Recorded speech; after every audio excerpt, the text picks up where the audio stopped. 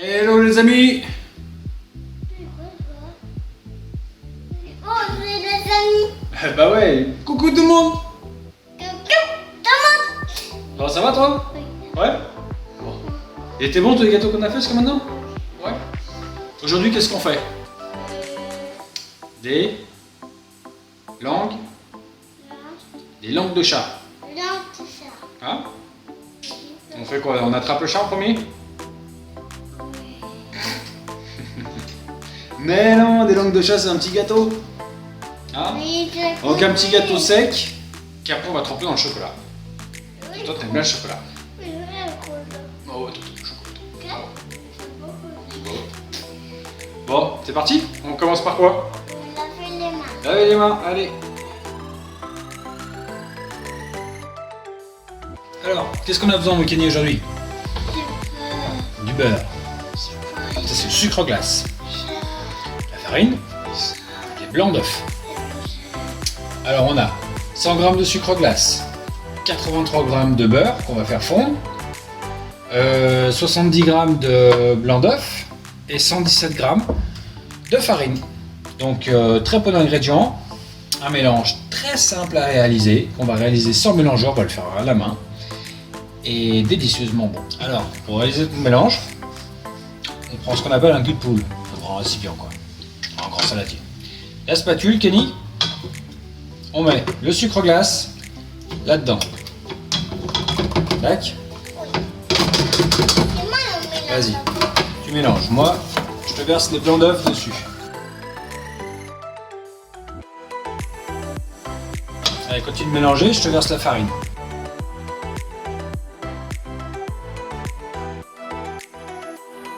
Là, on a un mélange homogène. On va mettre notre beurre fondu dessus. Alors le beurre, on va le mettre petit à petit. On en met une partie et on mélange doucement.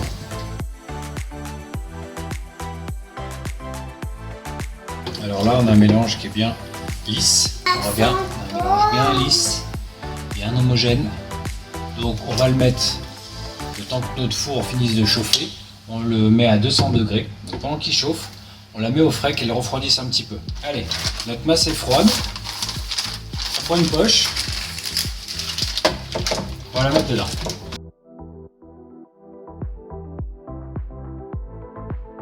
On coupe notre poche pas trop gros. Hein. Ça fait un petit rond.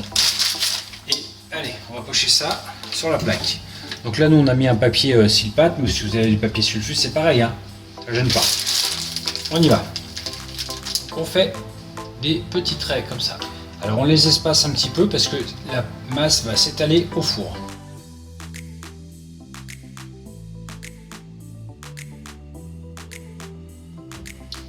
On va empocher aussi des petits ronds comme ça.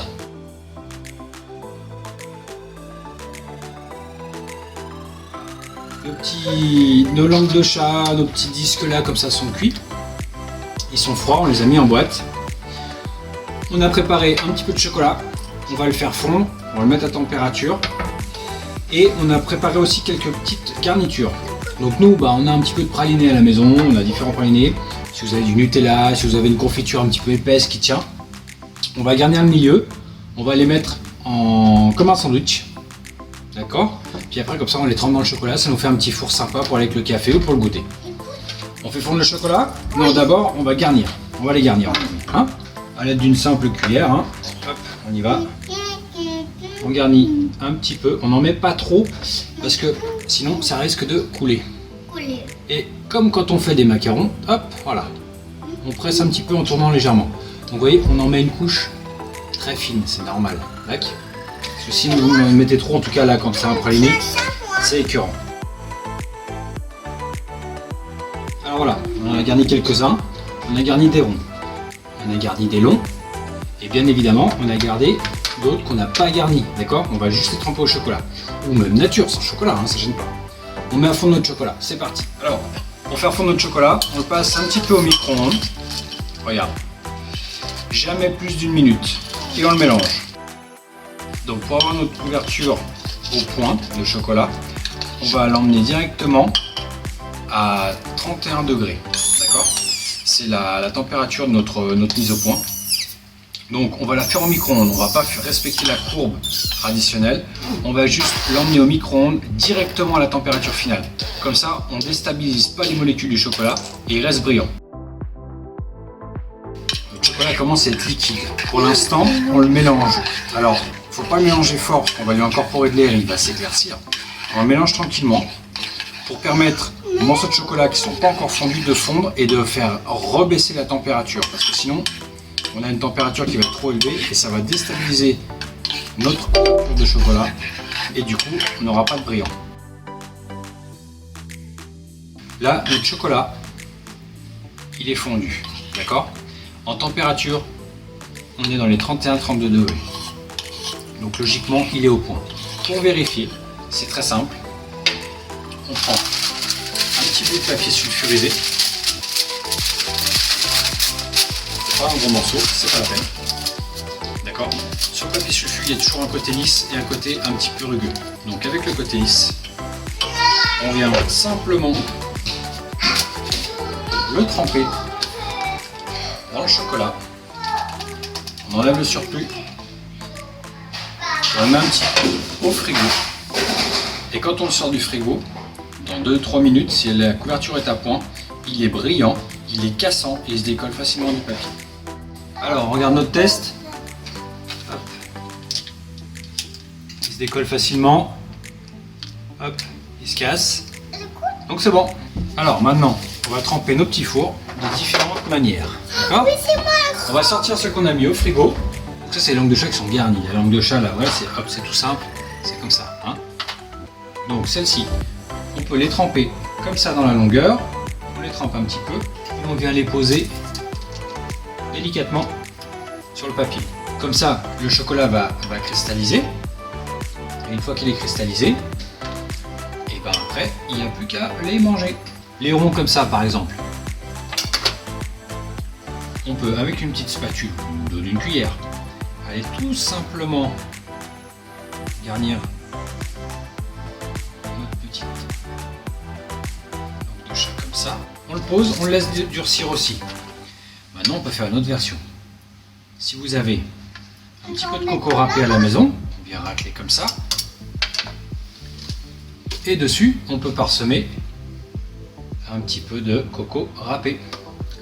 Donc là, on a vraiment plein de déclinaisons.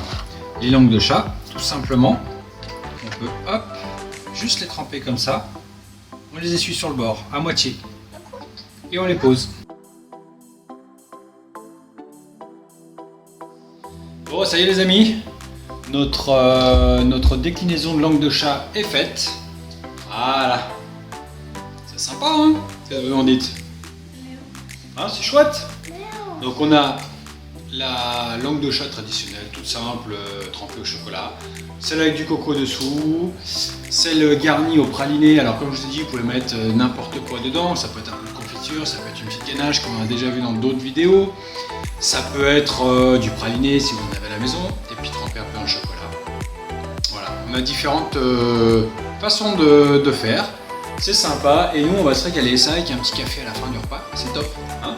Et puis quand vous aurez essayé ça, et ben vous comprendrez pourquoi chez les pâtissiers les petits fours sont vendus cher, parce que c'est du boulot, c'est long à faire, c'est délicat, il faut être soigneux. La preuve, pour Kenny on a même changé de t-shirt. Après le chocolat c'était pas mal. Le tablier, encore des traces de chocolat. Hein? Bon, si vous avez aimé notre vidéo, ben vous la likez. Comme ça on like. Faites partager notre chaîne. Notre vidéo et notre chaîne, et puis abonnez-vous, voilà, tout simplement. On vous dit à la prochaine, à bientôt. Au revoir. Au revoir, à bientôt.